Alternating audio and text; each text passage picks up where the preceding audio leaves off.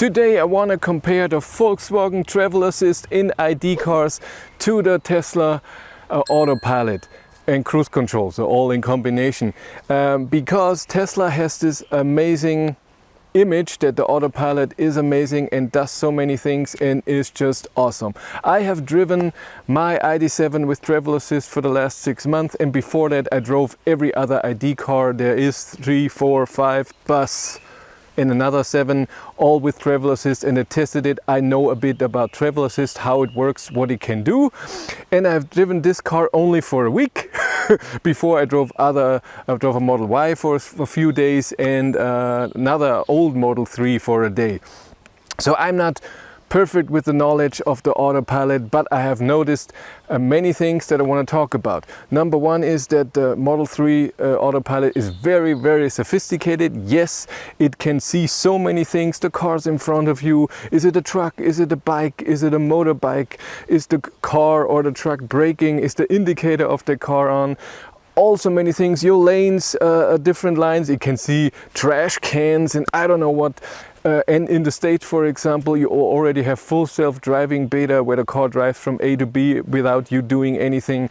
Just awesome. It can do so many things with the camera and with the software. It's really, really sophisticated. But what I'm talking about is the normal use that right now that I can do in Germany, going on country road, have cruise control on with distance.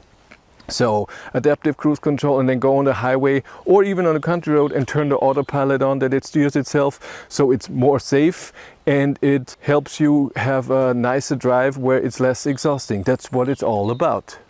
Number one, how do you interact with the cruise control? In the Model 3, very easy. You only have one button. It's automatically in active mode. You drive and it can either do, when you turn it on with the scroll wheel on the right, when you press it, it can either be one click that it's just cruise control, and then double click is Autopilot self-steering, or just one click is already Autopilot. You can set it in the infotainment system. And the second thing you can adjust is if the speed that it will select automatically is either the recognized speed limit of the road that you're on, so on the highway 130 and then whatever is on the country road or the city, or it's the speed that you're driving. And if you want to do the distance, by the way, it's sideways and it's from 2 to 7. For whatever reason there's not 1. No idea why. I could never get it to 1. That sounds good. The problem is that there is no resume button, and maybe you don't care about it, but I do. When I drive a certain speed and I have to slow down, I have to brake, or I have to switch lanes and I turn it off, or for whatever reason it happens that you turn off cruise control, and then when I want to use the same speed that I did before, I can't. I either have to activate it and then scroll up to the speed that I want, or I have to drive that exact speed and then turn it on. If you are driving the exact speed limit that you have and on the highway 130 here in Germany, then you're a lucky person. You just activate it. It will do that automatically. That's awesome. But other than that, there is no resume button. In the ID7, you drive the speed you want and then you press set, and your cruise control is set to that speed, and then from that moment on, this is your resume speed. So when you have to stop, when you brake, when you turn cruise control off, and then when you want to reactivate, you can use set to get to the speed that you're driving right now, or resume, it goes to the speed that you set before, because that happens. Distance is done with the extra distance button that you press and then up and down. And the speed adjustment is also done with up and down. Light press is 1 km/h and strong press is 10, and you can swipe also. And this is now also something, yes, the ID7 has the touch sensitive buttons. I don't mind them, but they also don't make anything better. So because I can swipe it, normal buttons will be good enough. I don't need this. It doesn't improve anything, but it makes the experience also not horrible. And then with the button underneath, I can switch between cruise control, travel assist where the car steers itself, or the speed limiter, all in one press. But I have to go through the different things. It's always the 3, so it goes from 1 to 1. But number 2, the distance of the cruise control. You can set it here on the steering wheel from, like I said, 2 to 7, and on the country road with 100 km/h Come on, now I turned it off by mistake. The distance at 7 is not very far. Like I said, distance goes from 1 to 5, and 1 is pretty close, 3 is a good distance, and 4 is really far on a country road, and 5 is just the car is, you can't see it anymore. Of course it's exaggerated, but it's enough distance that you feel safe, and 1 is way too close, but if someone likes that, they can choose it.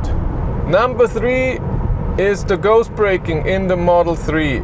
Sometimes you go somewhere and it just slows down. Now it would be nice to slow down, but usually it happens a few times to me. It just does it without any particular reason.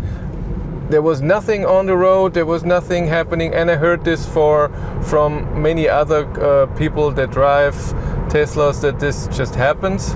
Where Tesla has this ghost braking with the Autopilot, the ID.7 doesn't have that per se, but for example, when there's a car in front of me and it goes to the right lane to get off the highway on something, sometimes it still thinks maybe this car is in my lane and it slows down a bit. It got better in my ID.3, it was horrible.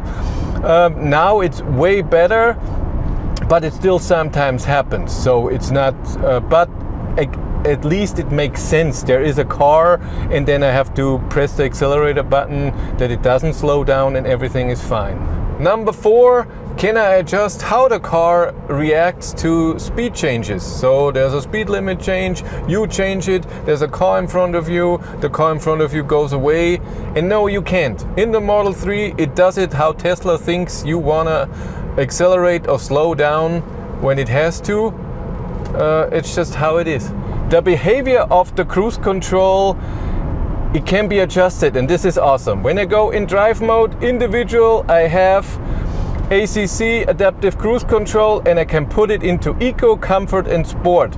And this means, what does it do when the speed is changing? When I put the speed down, when I put it to 90 right now, or I accelerate, I put it to 110. What if there's a car in front of me slowing down? What the car in front of me is accelerating? And then with eco, comfort and sport, I can adjust how the speed change is being done. In sport, it does it sporty, it accelerates a bit, it slows down a bit faster. In comfort, it does it a bit less, and in eco, it does it very comfortable. So it really slows down slower when there is something, less danger, of course, but it really reduces the distance a bit, not to a dangerous level, but it just tries to keep the car, the acceleration and slowing down at a comfortable level, and it's awesome. Autopilot. In the Model 3, the Autopilot, like I said, very sophisticated. It shows you all the stuff in here, very interesting. What's interesting is it doesn't let you change where the car is within the lane. So if I want it more to the right, more to the left, nah. It fights me when I'm steering a bit. It wants to stay the way that it is. If I steer too much, Autopilot turns off, and where I steer suddenly a bit strong because I'm fighting so much against it, and then it's not fighting me, so this happens. And that's a bit weird. So when it drives a bit too much to the right because there is there is something, there's an animal or something, and I want to steer against it a bit to the left, the car is fighting me, and not a nice feeling. Now we have travel assist on, self-steering, it steers itself. In the head-up display I get the 2 lines that I know it's on, and when I switch a lane or something, it goes on again. If it's off, I know this is all done like that. And positioning of the road. So if I'm driving here and I'm like, no, I want to go a bit to the left, I can do that. It's no problem. I can drive more to the right. It holds me back. It brings me back to the middle, what it thinks. And something amazing that the car can do, if I steer to the left for a longer period, it will remember, hey, you are someone that likes to drive a bit more to the left. It doesn't do it in a dangerous way. It won't let you go over the line or something, but it doesn't have to be exactly in the middle. It can be a bit more to the left, a bit more to the right, whatever you choose. You just drive it that way for a while, fight it a bit. It's not really a fight. just adjust it, and then it will remember that and keep it that way. This is awesome. The next is not Tesla's fault, it's the Tesla driver's fault, is how it notices me that I'm steering. Before you didn't have to steer at all, you haven't to touch the steering wheel. Then a lot of people use that, so Tesla had to implement that you have to touch it. Then people put oranges in here that the car thinks you're there. Now you have to steer against it the whole time, and when it gives you the warning, hey, you have to light steer, you steer a bit and it flashes even though you're still already steering, and then can be a bit annoying till it notices you. How does the car know that I'm here? I just have my hand lightly here on the steering wheel. I don't need two hands. I don't need to steer against it. I don't have to press hard. It's the whole time that we've been talking here, I had travel assist on. It didn't bug me once. Hey, you don't have just hand on the steering wheel. At light touch here or on this side or here or whatnot. It doesn't have to be and no steering. It's awesome. It's so relaxing, especially on the highway. And I have my hands on there. It's not like I'm just touching it with a finger and couldn't steer. I can steer. It's all safe, but it doesn't need and I'm steering here, I'm here. It just knows that I'm here and it's all fine. And the last things are the mistakes it makes. So sophisticated as it is, I get a lot of mistakes when I'm on the highway, and where once I had it that it just, even though it was lines everywhere, everything was fine, it steered to the left and then to the right very strongly, and I had to slam on the brakes. It scared the shit out of me. And twice there was just a patch, 50 meters, 100 meters of no lines, and again it steered in weird behavior, and I wasn't safe. I didn't feel safe. It didn't feel right. It wasn't like it should be. In the ID.7 I had wrong steering as well, but in a different way. Where in the Model 3 it did the where are the lines, I don't know what to do, and then it steers to the left and to the right. I don't have that in here. When I drive on a highway and there are no lanes, or it doesn't know what's going on, it turns travel assist off, no self-steering. I get a message and I have to steer myself. Fine. What we have this weird thing here in Germany sometimes where there is a lane where people can go to this side and we are driving here, and then it comes together, and then one lane is here and then the next lane is a bit to the left, and then it does a bit of a weird steering. But I have noticed this with every car I've ever driven. There was one, I can't remember, that did it okay. But most of the cars, they follow the left and the right line on the road, and then when the left line is doing something weird, they move with it. So they don't take the right line here as the perfect thing. Now we complained that I didn't have my hand on the steering wheel because I was doing this, and totally understandable. So this is the only time where I get a bit of steering, but it's nothing unsafe. It's just a bit of tiny bit left, tiny bit right. It's fine. I don't have to steer against it. It's just a tiny bit uncomfortable that it steered to the left and to the right, and it didn't just stay with the right line where it would just go straight. That's the only time. If you need an overview of your monthly cost, if you want to see all of your charging sessions, all of your trips, your average consumption, your AC to DC ratio, which is very interesting, and you also need 100% tax compliant driver's logbook, then Tronity is exactly what you need. Tronity connects to your car. A lot of brands are supported.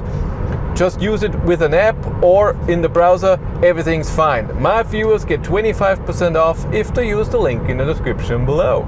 If you want to follow me on Instagram, BatteryLife1, and if you want to support the channel, there's a Patreon link in the description below. And here on YouTube, there's also channel membership. But that's it for me. Thank you very much for watching. Have a great day and take care. Bye.